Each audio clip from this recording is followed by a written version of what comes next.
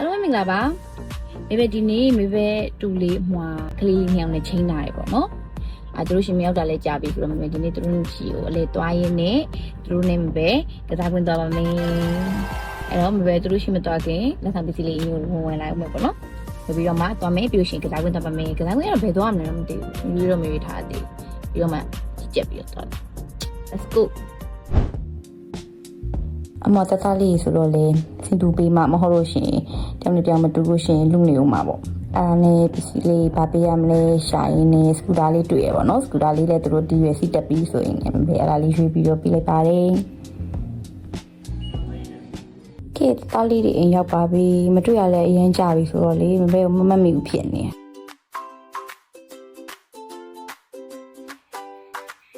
ဆက်ဆောင်လေးတွေပေးပြီးတော့ရင်းနှီးမှုလေးပြန်ယူပြီးတော့တူတူဆော့လိုက်သေးတယ်။ကဲပြီးတော့ဘယ်လိုကစားခွင့်သွားဖို့ကစားခွင့်နေရှာရပါတော့။ဘယ်ကစားခွင့်သွားရမလဲဆိုတော့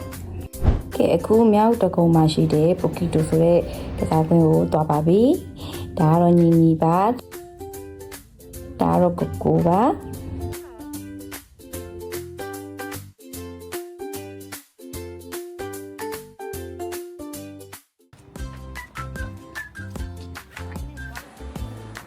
ကဲအခုကစားကွင်းကိုရောက်ပါပြီ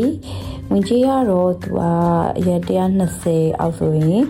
တစ်စီပေါ့120အခက်ဆိုလို့ရှိရင်တော့တစ်စီပေါ့လိုမျိုးခွဲထားပါတယ်မိပဲကလေးနဲ့အတူတူတော့ကစားကွင်းတစ်ခါမှတော့မသွားဘူးဒါကတော့ပထမဦးဆုံးပေါ့နော်သူတို့လေးပဲလိုက်ထဲရမလားမိပဲရှောက်စောနေမလားတော့မသိဘူး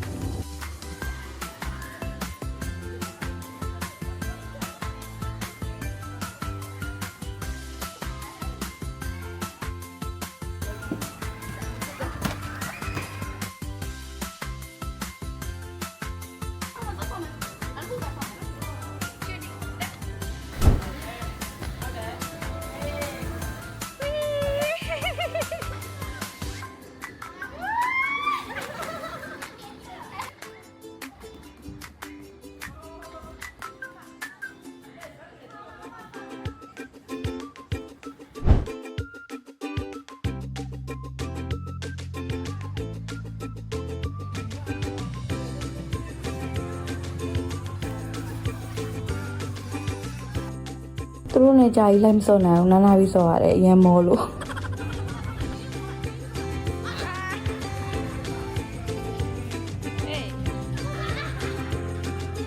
အခုကလေးတွေကအရန်လေတာသူတို့စော့ပုံစော့နေအောင်ပြကြရမလို့သူတို့ဘာသူစော့တတ်တယ်ကိုရီယုံလောက်ပြန်တင်ပေးအောင်မယ်